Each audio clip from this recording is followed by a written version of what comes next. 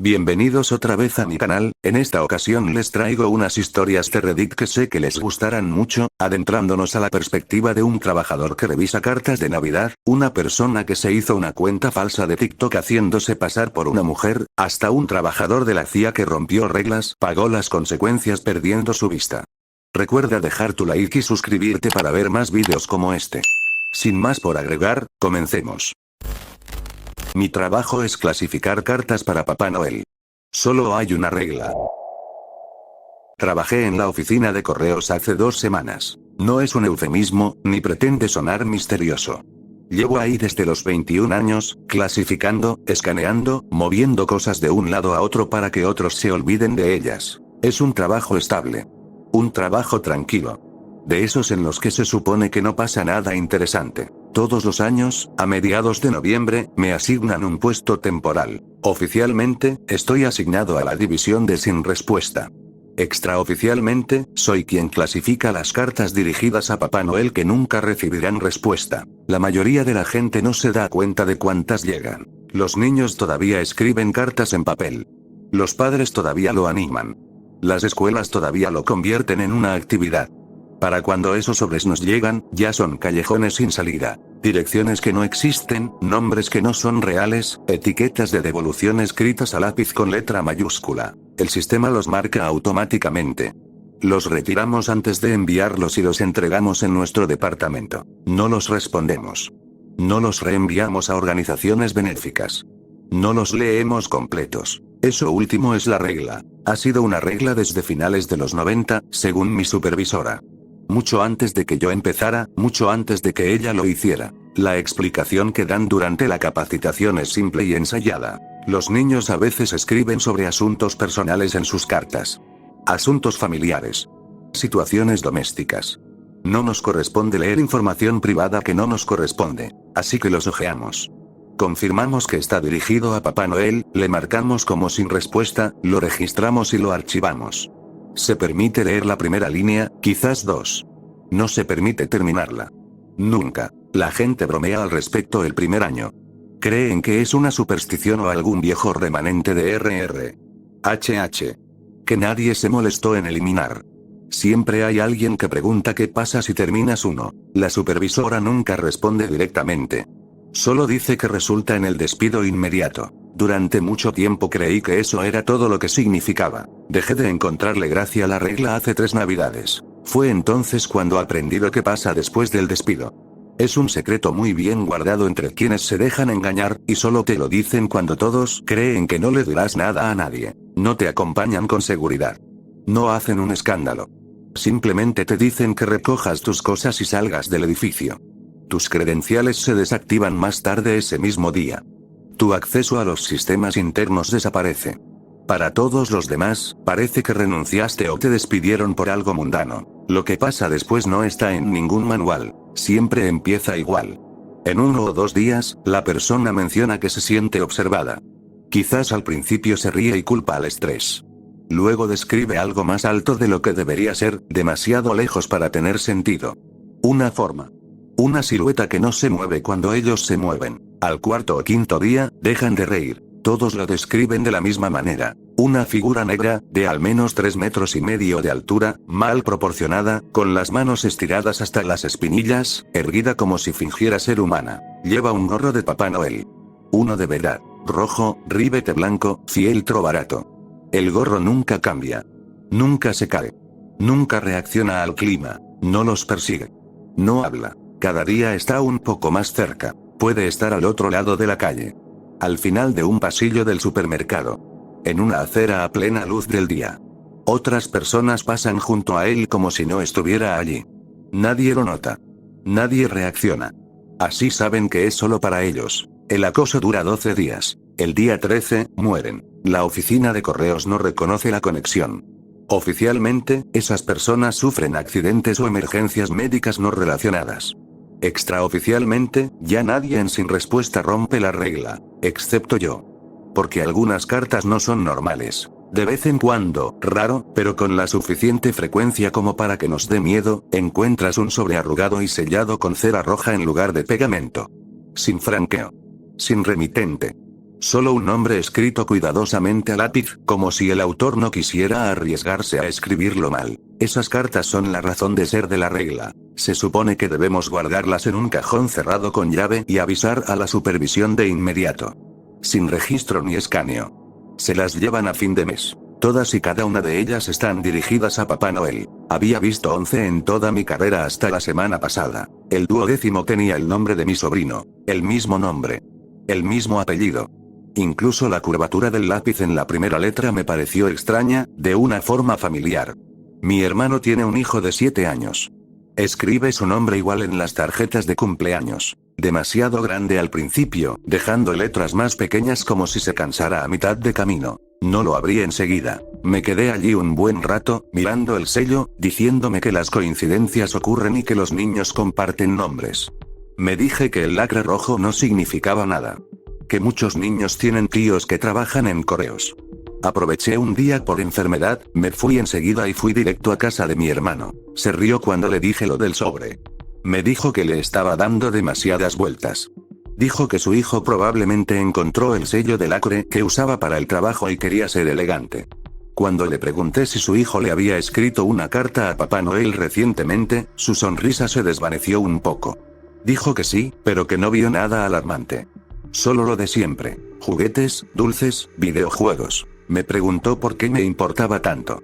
No tenía una respuesta que no sonara descabellada. Esa noche, soñé con el cajón del trabajo. Estaba abierto y la carta había desaparecido. A la mañana siguiente, rompí la regla. Me dije a mí misma que solo había leído lo suficiente para confirmar que no era realmente suyo. Me dije que pararía si se volvía personal. Me dije que no la terminaría. Estaba equivocada. La carta estaba escrita a lápiz, pulcra pero deliberada. Sin faltas de ortografía. Sin expresiones infantiles. Le daba las gracias a Papá Noel. Le agradecía el último regalo. No por juguetes ni juegos, sino por un dulce que había hecho que mamá dejara de llorar. Decía que Papá Noel tenía razón. Que hacer lo malo funcionaba, y nadie lo sabía. Prometía que esta vez sería aún mejor. Que robar no sería suficiente, y que herir a los animales le parecía demasiado insignificante ahora que entendía lo que Papá Noel realmente quería. Enumeraba pecados como las tareas domésticas. Terminaba preguntando qué quería Papá Noel después, porque se acercaba la Navidad y quería ser un buen niño. No recuerdo haber dejado la carta. Solo recuerdo a mi supervisor de pie detrás de mí, diciéndome que le entregara mi placa. No discutió. No gritó. Parecía cansada, como si ya hubiera visto esa misma situación antes y la odiara cada vez. Me dijo que me habían despedido por violar la política de confidencialidad y que debía irme del edificio inmediatamente. No me advirtió de nada más. No salí del trabajo enseguida. Estuve sentada en mi coche, en el aparcamiento, casi una hora con la carta en el regazo. Esperaba que alguien llamara a la ventana y me dijera que ya había ido demasiado lejos, que lo que quisieran decir ya había dado en el clavo y que podía volver a entrar. Nadie lo hizo. La gente marcaba su salida con el paso del tiempo, pasaban junto a mi coche sin mirarme 2 veces. Conduje hasta casa de mi hermano porque no tenía sentido ir a ningún otro sitio. Abrió la puerta con su hijo aún despierto detrás de él, voces de dibujos animados resonando en el pasillo. La normalidad del asunto hacía que lo que sostenía pareciera obsceno, como si hubiera traído algo enfermo a una habitación limpia. Le pregunté si podíamos hablar en privado. Dudó un momento, luego salió conmigo y cerró la puerta. ¿Por qué tienes la carta de Lucas? Estábamos en el porche. La luz sobre nosotros parpadeaba cada pocos segundos. No me había dado cuenta antes. Llegó a mi trabajo, dije. Necesito que la leas. ¿Abriste el correo de mi hijo? Sí, pero lo entenderás cuando lo abras. Eso lo empeoró, de alguna manera. Me quitó el sobre de la mano y le dio la vuelta, frunciendo el ceño al ver el sello de lacre. ¿Qué es esto? ¿Una broma? En serio, léelo. Rompió el sello con el pulgar y empezó a hojear la página. Vi cómo sus ojos se movían, línea por línea. Cuando se detuvo, se quedó mirando el papel como si hubiera perdido el hilo. Esto no tiene gracia, dijo. Lo sé. Dobló la carta de una vez. ¿Tú escribiste esta mierda? No. ¿Tú lo incitaste a hacer esto? No. ¿De verdad esperas que crea que esto vino de un real? Se detuvo y rió una vez, cortante y sin humor. ¿No puedes hablar en serio, Matt? Me despidieron hoy, no arriesgaría mi trabajo por algo así. Eso no ayuda. Intenté no leerlo. No se suponía que debía hacerlo. Pero cuando vi su nombre, ¿estás hablando de reglas otra vez?, dijo. ¿Esa estúpida regla de Papá Noel de la que siempre hablas por estas fechas? No es una tontería, dije. Tiene una razón de ser. Entonces ahora mi hijo es la razón. Su voz sonó más fuerte. Detrás de él, la tele rió en el momento justo. ¿Crees que mi propio hijo está haciendo daño a la gente? No, dije rápidamente. Creo que algo se lo pide. Me miró fijamente, esperando una sonrisa que no llegó. ¿Estás enfermo?, dijo finalmente después de fulminarme con la mirada. Le ha estado pasando a otros compañeros de trabajo. En cuanto termines una de estas cartas que llevé, ya basta, no puedes venir a mi casa y decir tonterías como esta. Escúchame, solo por una vez, ¿puedes? ¿Necesitas ayuda, Matt? En serio. Estás loco de remate. Hay una cosa, bajé la voz sin querer. Empieza a observarte. Alto. Lleva un gorro de Papá Noel. 12 días y luego, fuera, no hables así de mi hijo. No me hables a menos que te pongas las pilas. No hablo de él, dije. Hablo de lo que viene. Abrió la puerta tras él. No entres en mi maldita casa. Y no vuelvas hasta que puedas admitir que te lo inventaste. Pero Navidad, no, dijo. No traigas esa mierda a mi casa. Retrocedí un poco más en el porche. No dudó en cerrar la puerta. El cerrojo hizo clic. Tras la puerta, mi sobrino se rió de algo en la tele. En el silencio que siguió, la luz parpadeante del porche finalmente se apagó. Al final de la calle, algo alto permanecía inmóvil, esperando. Salí de la casa de mi hermano sin apartar la vista de él. Cuando llegué a casa, estaba enfrente de mi apartamento, parcialmente oculto por una farola que solo le llegaba al muslo. El gorro de Papá Noel le sentaba a la perfección, rojo brillante, contra un cuerpo que absorbía la luz en lugar de reflejarla. No lo vi moverse. Lo observé desde la ventana de mi sala hasta que me empezaron a doler los ojos, hasta que mi reflejo se cubrió con el cristal oscuro y me hizo dudar de su existencia. Cuando aparté la vista y volví a mirar, seguía al final de la calle, justo después de la señal de stop. Los coches pasaban junto a él sin reducir la velocidad. Los faros se le escapaban entre las patas y salían por el otro lado sin cambios. Una mujer corría directamente por el espacio que ocupaba, con los auriculares puestos y el aliento empañado en el aire frío. No se dio cuenta de la altura del objeto que había dejado atrás. Esa noche no cerré las cortinas. Quería saber si se acercaría mientras dormía, si solo se movía cuando no miraba. No se movió. El gorro de Papá Noel era lo más brillante de la calle. Al segundo día, estaba más cerca. Estaba frente a mi edificio, bajo una farola. La luz no revelaba nada, solo trazaba su contorno como algo pegado al mundo. Salí temprano, antes del amanecer, diciéndome que si pasaba a su lado lo suficientemente rápido podría demostrar que no podía interactuar conmigo. Al pasar, sentí una presión detrás de los ojos, como si recordara algo que había olvidado. Duró menos de un segundo.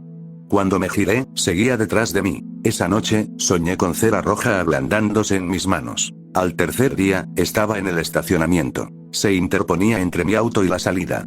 Lo rodeé sin detenerme. Recuerdo sentir más rabia que miedo. Rabia porque se le permitiera existir así, violando las reglas básicas de proximidad y consecuencia. Un hombre se apoyó en mi auto para atarse el zapato. Su hombro pasó por su pierna sin decir nada. Por un momento, por costumbre, conduje hacia la oficina de correos antes de recordar que ya no trabajaba allí. Al cuarto día, empezó a aparecer en la casa. Lo vi al final del pasillo de congelados, con la cabeza casi rozando los carteles colgantes. La gente empujaba carritos por allí. Un niño pasó corriendo junto a mí, riendo al sentir el aire frío en la cara. Dejé la compra y salí. Esa noche, la música navideña empezó a parecerme una advertencia. Al quinto día, me siguió hasta la calle de mi hermano. Se quedó en la acera frente a su porche, con los pies casi tocando el escalón. Más tarde, vi a mi hermano pasar por ese espacio, de la mano de su hijo, sin detenerse, sin darse cuenta. La luz del porche se encendió. La puerta se cerró. La cosa no se fue. Al sexto día, dejé de intentar explicarlo. Llamé a la línea de no emergencias. A un terapeuta. A cualquiera que pudiera darle una forma que no fuera fatal. Hablé del estrés, el desempleo, la ansiedad. Todos oyeron exactamente lo que necesitaban oír. Esa noche, se quedó al borde del terreno de mi edificio, más cerca que antes. Cerré las cortinas por primera vez y aún así me desperté convencida de que algo rozaba las paredes. El séptimo día, estaba en el ascensor camino a mi apartamento. Las puertas se abrieron y ya estaba allí, doblado justo para caber. Una mujer se acercó a mí y se apoyó en su pata sin darse cuenta, frunciendo el ceño ligeramente por el frío inesperado. Bajé 2 pisos antes. El resto del ascensor crujió como si llevara más peso del debido. El 8º día, apareció primero en los reflejos. En la pantalla oscura de mi teléfono. En la puerta del microondas. Siempre detrás de mí. Cuando me giraba, estaba en la habitación donde debía estar para permanecer fuera de mi alcance. Nunca lo oí respirar. El 9º día, dejó de darme espacio. Doblaba las esquinas y casi choco con él. Empecé a extender las manos, temiendo chocar con él como si fuera un mueble fuera de lugar. Esa noche, se paró a los pies de mi cama y se inclinó hacia adelante lo justo para que el gorro de Papá Noel se hundiera. No dormí. Al 10º día, intenté salir de la ciudad. Conduje hasta que las carreteras se hicieron más estrechas y las luces se apagaron. Me encerré en el baño de una parada de descanso solo para respirar. Me esperaba junto a los lavabos. Di la vuelta y me fui a casa. Al 11º día, ya no me seguía. Esperaba en lugares antes de mi llegada. Ubicado donde tenía sentido, como si siempre hubiera sido parte del diseño. Si tiene ojos, nunca los vi. Si tiene cara, no creo que sobreviviera viéndola.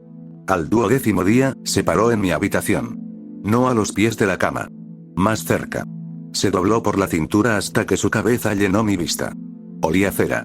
Olía papel. El gorro de Papá Noel se deslizó hacia adelante lo justo para que creí que por fin vería lo que había debajo. Luego se dobló de nuevo en la esquina, increíblemente pequeño, y esperó conmigo hasta la mañana.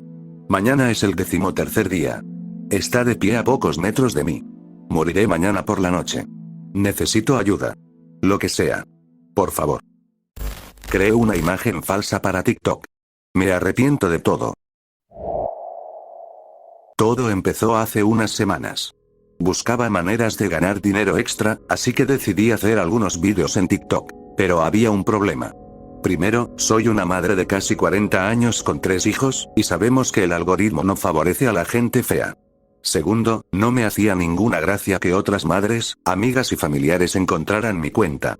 Sin duda me criticarían duramente durante las fiestas. Así que creé una imagen. Es decir, hice varias cosas cuestionables. Me compré una peluca larga y negra, normalmente tengo el pelo corto y castaño claro, me maquillé completamente diferente, usé un filtro y me llamé Catherine, bastante diferente de mi nombre real, Casey. El resultado fue una mujer hermosa que parecía tener unos 30 años y que solo se parecía vagamente a mí. Empecé publicando sketches sobre mi trabajo en el comercio minorista, ya que era lo que hacía antes de tener hijos. Luego pasé a vídeos de unboxing, que también subía a YouTube Short. Al principio, los vídeos fallaron un poco, pero luego conseguí que algunos se hicieran virales. No era una figura conocida ni nada por el estilo, pero me bastaba para ganar unos cientos de dólares extra al mes. La cosa iba mejorando. Todo empezó a ir cuesta arriba la semana después de Acción de Gracias. Vi un comentario en uno de mis vídeos. Jaja. Decía. Yo también soy de Ohio. Me quedé paralizada. Lo dije en el vídeo. Siempre tenía mucho cuidado de no dejar escapar ningún detalle personal, a pesar de mi personaje. Volví a ver el vídeo. Vi cómo Catherine sacaba un Labubu de una caja. Me costó un poco llegar hasta aquí, a Ohio, dije con una risita. Me quedé paralizada. Mierda. Sí que lo dije. Rebobiné y repasé esa parte. Una y otra vez. La verdad es que no recordaba haberlo dicho. Mientras lo veía, noté algo más. El video casi falló por un instante, antes de que lo dijera. Mi cara se congeló y dio un salto, como si el video estuviera cortado. Una idea terrible me rondaba la cabeza. TikTok no es como añadir clips de IA a los vídeos, ¿verdad? Parecía una locura. Pero recordé que una amiga me contó hace unas semanas sobre sus anuncios de Facebook. Había tantas funciones de IA que añadían cosas extra a sus imágenes y descripciones, que era como un trabajo a tiempo completo desactivar cada una de las opciones de IA. ¿Estaba TikTok haciendo lo mismo? Debí de dejármelo pasar, pensé. Nada más. Pero luego siguió pasando. En un video donde habría una loción. Un comentario que decía, no es posible que tengas 42 años. Vi el video y, efectivamente. Catherine / yo estiré los labios en una amplia sonrisa que dejaba ver los dientes y dije, le sienta de maravilla a mi piel de 42 años. Sé que no dije eso. O sea, ¿quién dice piel de 42 años? Fue una frase tan rara que casi sentí como si una IA la hubiera escupido. Efectivamente, cuando volví a ver el vídeo, volví a ver ese extraño fallo. Mi cara se quedó paralizada una fracción de segundo, luego se levantó bruscamente, antes de decir la frase. Aunque sea ella, ¿cómo iba a saber que vivo en Hoyo? ¿Cómo iba a saber que tengo 42 años? Internet lo sabe todo sobre ti, susurró una vocecita en mi cabeza. Ah, sí. Sabe que te gusta el caramelo de chocolate negro y el café frío. Sabe que tienes la circulación fatal, porque no para de mostrarte anuncios de calcetines y pantuflas. Sabe que eres noctámbulo y que te gusta observar aves y griega. Dejé el móvil de golpe sobre el escritorio. La próxima vez que hiciera un video, analizaría cada opción con lupa, asegurándome de no activar ninguna función de IA. Pero, claro, el video que publiqué al día siguiente tenía lo mismo. Y era peor, muchísimo peor, que los otros dos. Tiene mis iniciales, ¿ves? Dije ella barra yo, mientras sacaba un llavero con mis iniciales. KSB.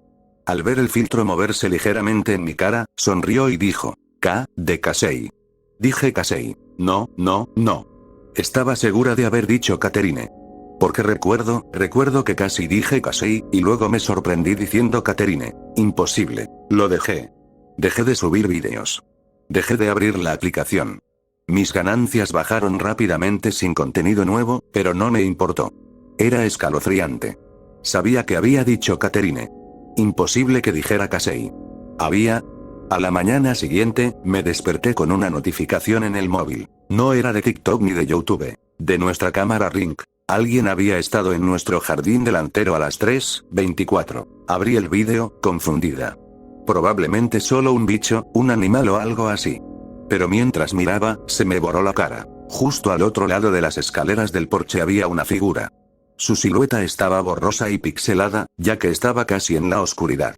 Y estaba de espaldas al porche. Pero parecía tener el pelo largo, oscuro y ligeramente ondulado. Igual que mi peluca. La mujer se quedó allí parada 2 segundos antes de volver lentamente a la oscuridad. ¿Quién es? Preguntó mi marido, sin parecer conectar. No sé. ¿Quién estaría fuera tan tarde? Creo que Karin se levanta como a las 4, ¿no? Dijo, refiriéndose a la mujer mayor del otro lado de la calle que había sido nadadora de competición en otra vida. Sí, pero no tiene el pelo tan largo, tragué saliva. ¿No se parece un poco a... bueno, a la peluca que uso cuando grabo los vídeos? Me miró. Muchas mujeres tienen el pelo así, tragué saliva. ¿Crees que deberíamos avisar a la policía? En realidad no está haciendo nada, quizás deberíamos hablar con los vecinos a ver si alguien más la pilló. Habría llamado a la policía, pero vivíamos en una urbanización. Había unas 30 casas a menos de 30 metros de nosotros, contando las del otro lado de la calle. La mujer estaba técnicamente en nuestro jardín delantero, pero eso está a solo 3 metros de la acera. Podría ser cualquiera de nuestros vecinos, o cualquiera que los visitara. No alguien que nos estuviera tomando el pelo en serio. Su pelo sí que combinaba con la peluca. Pero a mi marido no le pareció un problema. Así que decidí que tampoco. Estuve pendiente de la cámara del Ring durante los siguientes días, pero no pasó nada. Ni visitas raras, ni mujeres desconocidas merodeando por la calle. Así que lo atribuí a algo puntual. Por capricho, revisé mi página de TikTok para ver las estadísticas de mis vídeos y ver si estaba acumulando visualizaciones residuales para los ingresos de este mes. Al cargar la página, se me heló la sangre. Había un nuevo vídeo. Un vídeo que no había subido. La miniatura era diferente a la de los demás vídeos. Estaba oscuro, y ella parecía estar afuera. Se me encogió el estómago. Con las manos temblorosas, abrí el vídeo. Estaba de pie en la oscuridad, frente a una hilera de casas adosadas, frente a mi casa. Su rostro, suavizado por el filtro, apenas se veía con la poca luz. La mitad derecha estaba completamente negra, completamente en sombras. Su cabello oscuro ondeaba suelto al viento. Miró a la cámara. Su único ojo iluminado brillaba bajo la farola. Sonrió. Y entonces el video terminó. Se repitió así varias veces antes de que reaccionara y cerrara la aplicación. Me quedé mirando el teléfono, temblando en mis manos. Joder. Alguien me estaba acosando. Alguien estaba usando los mismos filtros y la misma peluca para parecerse a mí. Pero sabían dónde vivía, y sabían que era yo, y hackearon mi cuenta. Llamé a la policía. Se lo conté todo.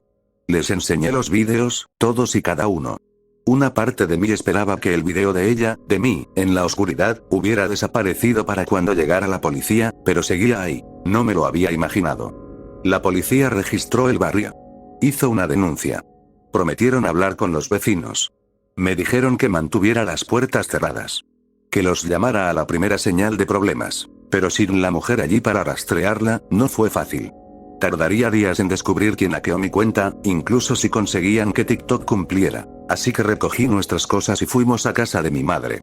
Nos quedaríamos allí los siguientes días, hasta que tuviéramos noticias. Sabía que todo lo de TikTok era una mala idea, dijo mi esposo después de que los niños se acostaran. Lo sé. Lo siento. Esto es malo. Muy malo. Se tapó la cara con las manos. ¿Al menos borraste la cuenta? Todavía no. Hazlo. Hazlo ahora. Pero la policía podría necesitarla para ver quién, bórrala. Inicié sesión y borré la cuenta. Por suerte, no había vídeos nuevos. Justo esa misma foto de ella parada afuera de la farola. Finalmente me acosté sobre las 2 am. Pero seguía sin poder dormir. Daba vueltas en la cama, preguntándome cuándo podríamos volver a casa, qué le pasaba a esta mujer. Finalmente desistí de dormir y fui a la cocina a buscar algo para picar. Mientras caminaba hacia el refrigerador, algo me llamó la atención afuera. No, había una figura de pie junto a la línea de árboles detrás de la casa de mi madre. Piel pálida. Cabello largo y oscuro. Absolutamente inmóvil, como un maniquí, apenas visible en las sombras. Apagué las luces y cogí mi teléfono. Pero lo había dejado arriba. Miré hacia abajo, dándome unas palmaditas en los bolsillos. Un movimiento me llamó la atención. Me quedé paralizada. Estaba a solo 3 metros de la puerta. Y se veía, exactamente, como mi personaje. Hasta con los filtros, pero en la vida real. Ojos un poco grandes. Piel lisa y sin poros. Labios perfectos y carnosos. Pero aún guardaba un parecido asombroso conmigo. Mi barbilla puntiaguda, mi cara en forma de corazón, mi estatura alta y mis piernas largas. Finalmente subí corriendo las escaleras, cogí mi teléfono y llamé a la policía. Y, una vez más, no encontraron nada, a pesar de registrar cada centímetro de la propiedad. Han pasado 2 semanas y no la he visto desde entonces. Mi marido supone que el acosador loco perdió el interés. Pero yo sé que no es así. Porque anoche, cuando me miré en el espejo, vi varios mechones de pelo negro azabache creciendo en mi cuero cabelludo. Y me pregunto si estará esperando para reemplazarme, cuando nadie note la diferencia. Digitalicé unas cintas para la CIA. Rompí una regla y ahora estoy ciego. Le dicto esto al asistente de voz de mi teléfono porque necesito advertirles sobre lo que pasó. Me tiemblan tanto las manos que no puedo escribir, y aunque pudiera, ya no podría ver la pantalla. Debería empezar por el principio. Semana 1. Hace 3 meses, apenas ganaba para el alquiler. Soy especialista en restauración de audio. Limpio grabaciones antiguas, digitalizo archivos, ese tipo de cosas. El trabajo es esporádico, y llevaba semanas viviendo de ramen y correos electrónicos de rechazo cuando vi una publicación en una página web de trabajo freelance de audio. Se necesita especialista en archivos para proyecto de digitalización gubernamental. $15.000 semana. Se requiere autorización de seguridad. Trabajo remoto. Presentar currículum. 15.000 a la semana. Presenté mi solicitud de inmediato, pensando que era una estafa. Pero 2 días después, mi teléfono sonó desde un número bloqueado. ¿Señora Yes? La voz de la mujer era monótona y profesional. Soy la señora. Vi que es del Departamento de Gestión de Archivos. Hemos revisado su solicitud para el proyecto de digitalización. Ah, genial. ¿Es un puesto real? Sí. El trabajo consiste en digitalizar material de audio clasificado de programas de investigación de la Guerra Fría. Trabajaría desde casa con nuestro equipo. El material es sensible. Firmaría un acuerdo de confidencialidad con severas sanciones por incumplimiento. ¿Acepta? Dije que sí. Obviamente. A la mañana siguiente, a las 6 en punto, una furgoneta blanca sin distintivos se detuvo frente a mi apartamento. Sin logotipo de la empresa. Sin matrícula. 2 hombres vestidos de civil descargaron 17 cajas y me hicieron firmar sin mirarme a los ojos. Todo duró 4 minutos. Dentro de las cajas, un reproductor de cintas que nunca había visto, de aspecto industrial, pesado, con una placa de latón que decía Unidad Sensorial 7, 342 cintas en fundas numeradas, una computadora portátil con todo el hardware de redes montado físicamente y un sobresellado con la etiqueta Protocolos, leer inmediatamente. Los protocolos estaban escritos en papel grueso y amarillento que parecía tener décadas de antigüedad. Protocolos obligatorios para los ojos del proyecto. Trabajar solo entre las 23 y las 4. Digitalizar las cintas en orden secuencial. Nunca saltarse ninguna. Si escucha la voz de un niño, detenga la cinta inmediatamente y llame a este número. Tachado. No siga escuchando. Si escucha su propio nombre, ignórelo. Es un artefacto de grabación. Nunca vuelva a reproducir ninguna sección de la cinta. Solo avance. Si la luz roja del reproductor parpadea 3 veces, salga de su apartamento durante exactamente 1 hora. Regrese solo cuando se complete la hora. Mantenga todas las ventanas cubiertas mientras trabaja. A veces oirá golpes. No responda. No los reconozca de ninguna manera. Si se siente observado, lo está. Continúe trabajando con normalidad. No mire la pantalla del reproductor de cintas mientras graba. Mantén la vista solo en la portátil. El incumplimiento de estos protocolos resultará en la rescisión inmediata del contrato y acciones legales. Los leí 2 veces. Algunos tenían sentido. Trabajar de noche, acuerdos de confidencialidad, eso es normal en el trabajo clasificado. Lo de los golpes era raro. Pero la regla 10 me detuvo en seco. La pantalla. Volví a examinar el reproductor de cintas. Era solo una platina. Botones para reproducir, detener, avanzar rápido. La placa de identificación del latón. Un medidor U. No había pantalla por ninguna parte. Llamé al número que había usado la señora Vickers. Se cortó. Pero $15.000. Podría ponerme al día con el alquiler. Pagar mis tarjetas de crédito. Comer algo que no viniera en un vaso de poliestireno. Instalé el equipo y cubrí las ventanas con sábanas. Exactamente a las 11 p.m., cargué la primera cinta. Cinta 001, 17 de marzo de 1973. Una fuerte interferencia, luego una voz masculina, cansada e irritada. Entrevista con el sujeto 12, B, cuarto día del período de observación. El sujeto sigue insistiendo en que las transmisiones contienen instrucciones, no alucinaciones. Cuando se le pide que describa la voz que da las instrucciones, el sujeto se vuelve no verbal y agresivo. Se requiere sedación. Continuamos mañana. Clic. Silencio. Luego una voz diferente, más joven, casi alegre. Sujeto 12, ¿B, nos oye? Bien. Ahora, ¿cuántos dedos estamos mostrando? ¿Cuántos dedos, Thomas? Una pausa. Luego gritos. No gritos de sobresalto. Del tipo que surge del terror profundo, animal. La cinta duró 43 minutos. La mayor parte eran esos gritos, interrumpidos ocasionalmente por la voz más joven que hacía preguntas tranquilas. ¿Qué ves ahora, Thomas? ¿Están más cerca? ¿Cuántos te están observando? Lo digitalicé todo con el estómago revuelto. Cuando terminé, eran las 00:20. Quedaban 241 cintas. La primera semana fue así. Inquietante, pero manejable. Experimentos psicológicos de los 70 y 80. Privación sensorial. Gente que decía recibir transmisiones. Y una palabra se repetía. Observación. No como observación científica. Los investigadores la decían con mayúscula, como si fuera un proceso específico.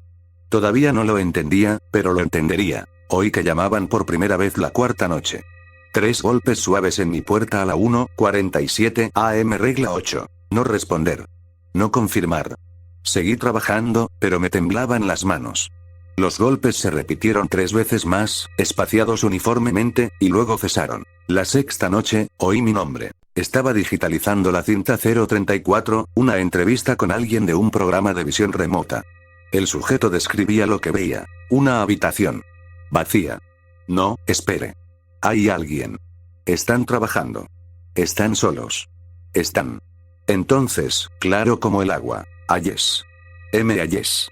Se me heló la sangre. Mi dedo se cernía sobre el botón de parada, pero la regla 4 decía que lo ignorara.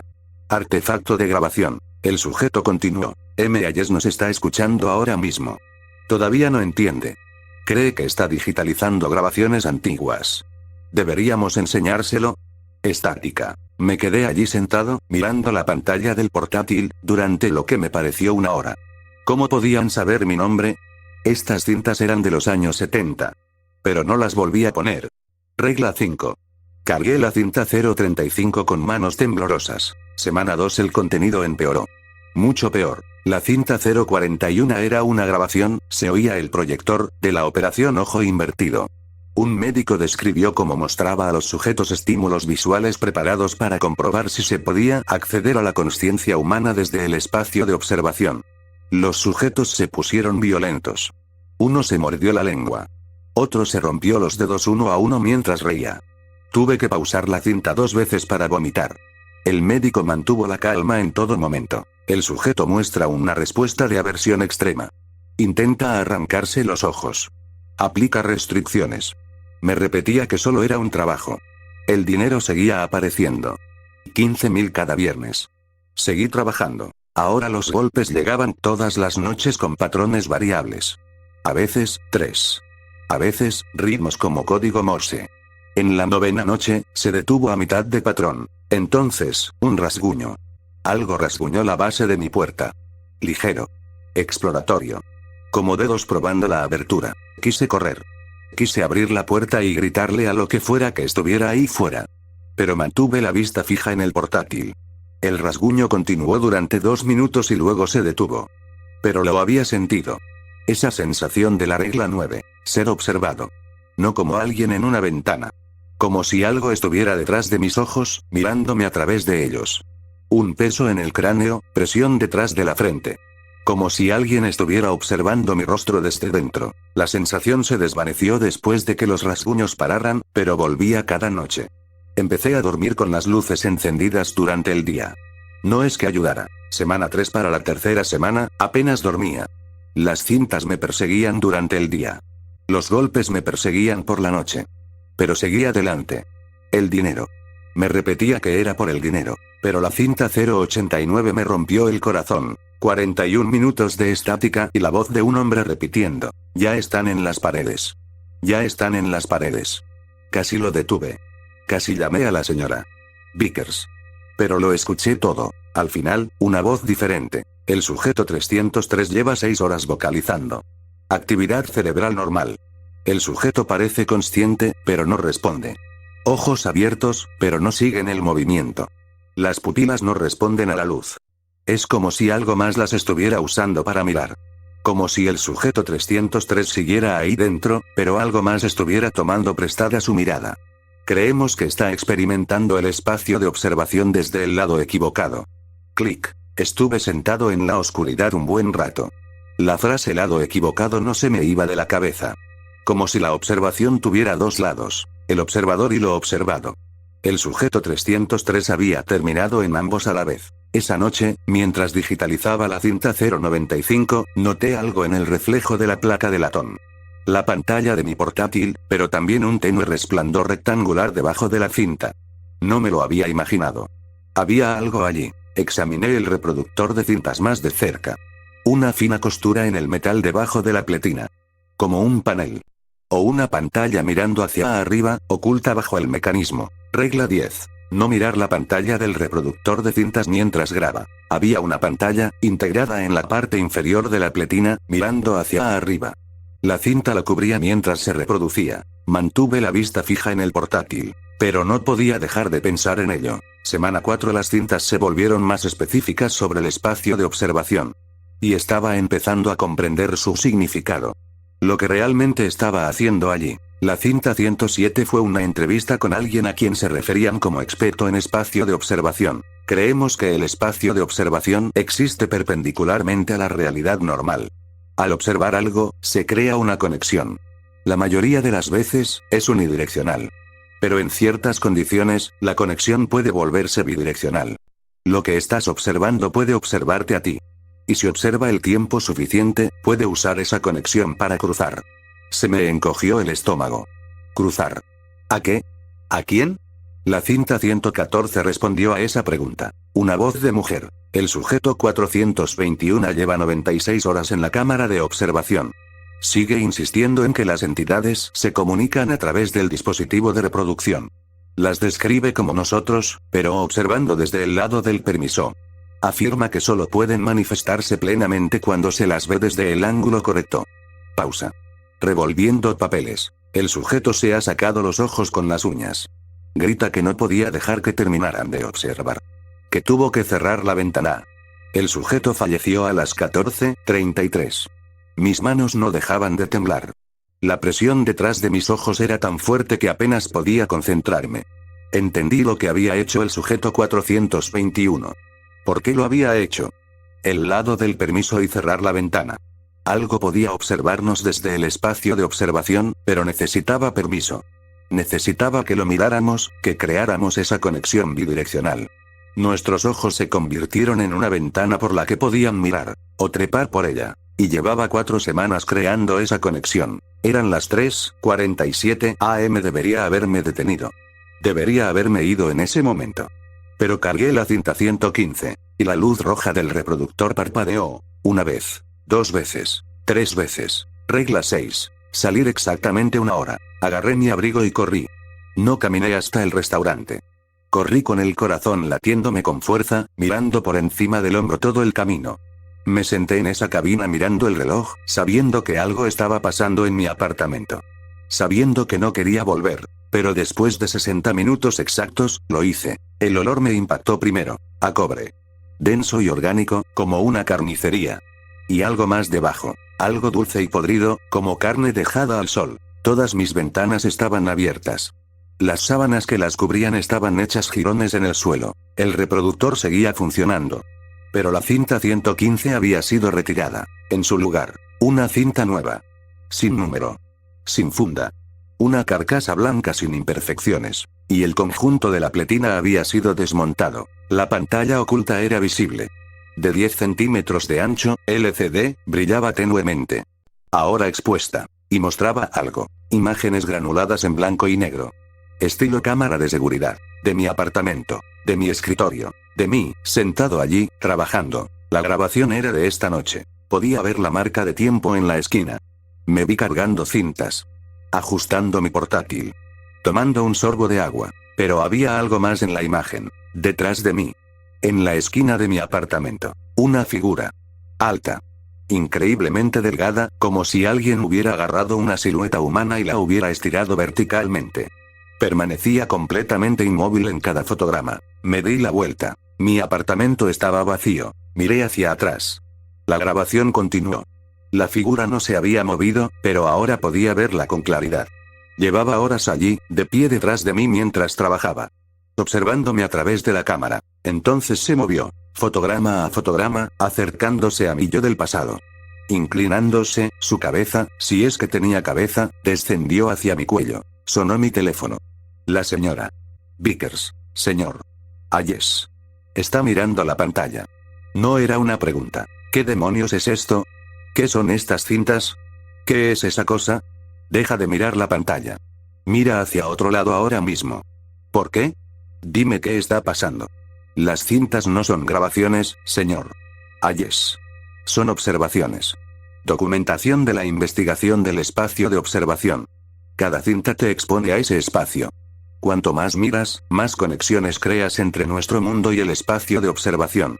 Y las cosas que están ahí te han estado observando. ¿Qué cosas? Los sujetos los llamaban vigilantes. Existen en el espacio de observación. Quieren cruzar, pero necesitan permiso. Necesitan que alguien cree una conexión bidireccional estable. Una ventana. Eso es lo que te muestra la pantalla. Lo que ven los vigilantes.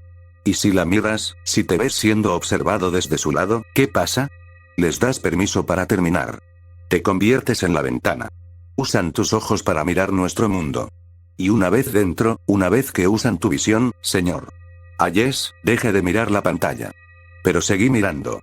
La figura en la grabación abrió algo. No era una boca. Un espacio donde debería haber una boca. Dentro había ojos. Cientos.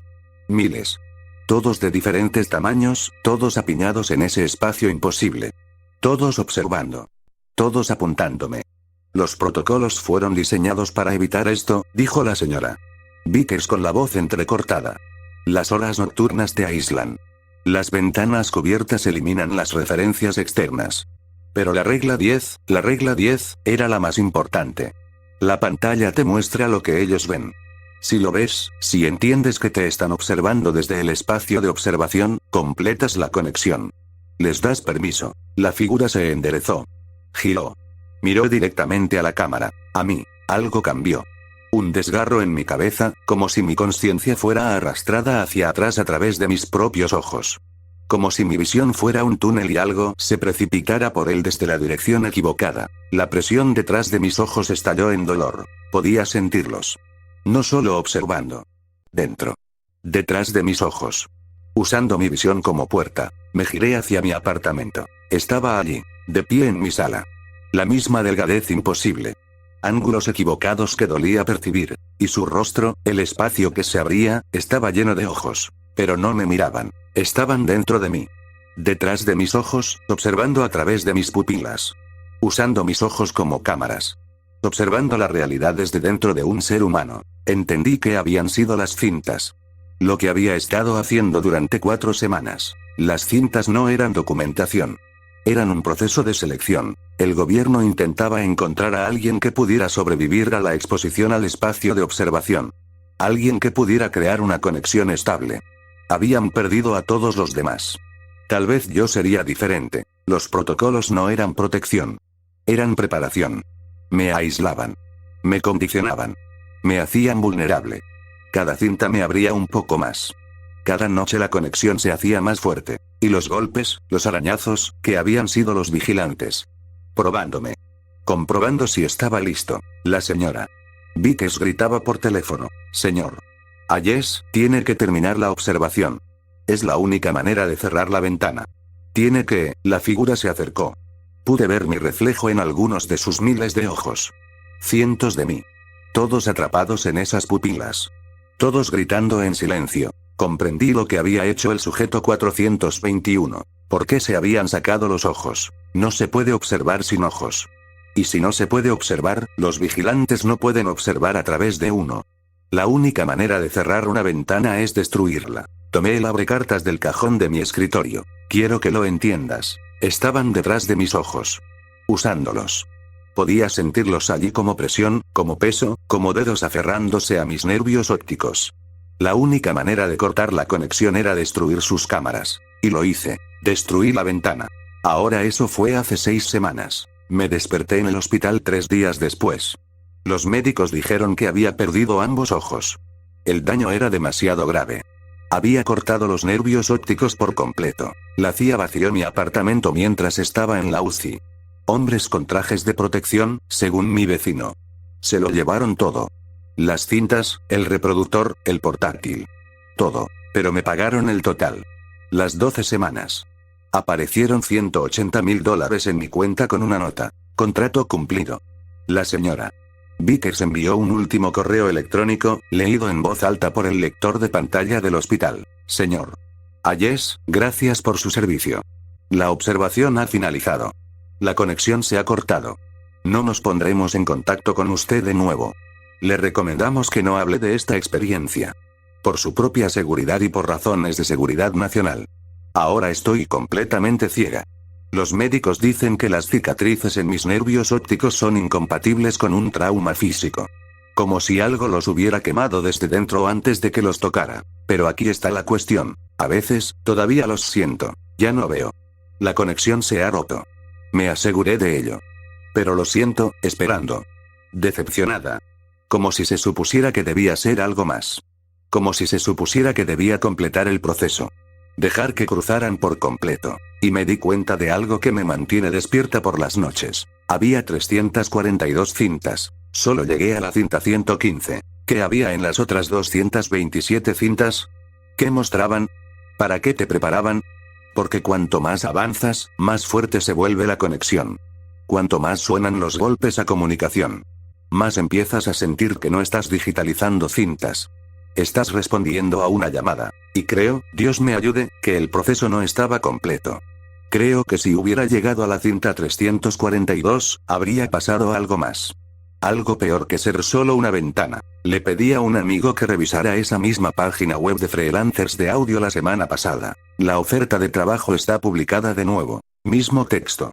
Mismo sueldo. Buscan a alguien nuevo. Alguien que llegue más lejos que yo. Si ves esa oferta de trabajo, si te postulas, si te envían esas cajas. No sigas los protocolos. Rompe la regla 10 la primera noche. Mira la pantalla inmediatamente. Observa lo que ven. Quizás si lo ves con suficiente antelación, antes de haber trabajado en suficientes cintas, antes de que la conexión sea lo suficientemente fuerte, puedas detenerte antes de que sea demasiado tarde. O quizás simplemente les des permiso más rápido. No lo sé. Solo sé esto. Los golpes volvieron a empezar la semana pasada. Aunque soy ciego. A pesar de que destrocé la ventana, ahora lo oigo todas las noches. 3 golpes en mi puerta exactamente a la 1:47 am. Y anoche, oí los arañazos de nuevo. Y entonces, tan silencioso que casi no los oigo. Mi nombre. Siguen ahí. Siguen observando. Siguen esperando. Y creo que destrozarme los ojos no cerró la ventana después de todo. Creo que simplemente cambió de qué lado estoy. Porque esto es lo que no le he contado a nadie. A veces, en la oscuridad, todavía puedo ver. No con mis ojos. Ya no están. Pero puedo percibir cosas. Sombras. Formas. Movimiento. Y creo que ahora veo desde el espacio de observación. Creo que estoy en su lado de la ventana, mirando hacia atrás. Y si eso es cierto, entonces debo advertirte. Si ya solicitaste ese trabajo, revisa tu puerta ahora mismo. Porque puedo verte. Puedo verte leyendo esto. Y no estoy solo. Hay otros aquí conmigo en el espacio de observación. Cientos de nosotros. Todos los que reprobaron. Todos los que trabajaron en las cintas y no pudieron completar el proceso. Todos estamos aquí, atrapados entre mundos, observando. Y la cosa es que estamos tan solos. Necesitamos que alguien nos devuelva el favor. Necesitamos que alguien complete lo que empezamos. Así que, por favor, si te envían las cajas, si empiezas a trabajar, llega a la cinta 342. Déjalos terminar, porque puedo sentir que están preparando algo. Los vigilantes llevan tanto tiempo esperando, y creo que la próxima persona que logre llegar hasta el final, creo que abrirán una puerta, no una ventana, una puerta. Y entonces todos nosotros, todos los que estamos atrapados en el espacio de observación, finalmente podremos volver a casa. Llaman a mi puerta ahora mismo mientras dicto esto. 3 golpes. Esta vez voy a responder. Creo que estoy listo para ver qué hay al otro lado. Hemos llegado al final del video. Recuerda dejarme tu like, decirme cuál de las historias te pareció más interesante o si conoces otra, compartirlo con algún amigo o conocido tuyo y suscribirte, por favor. Hasta pronto, cuídate mucho.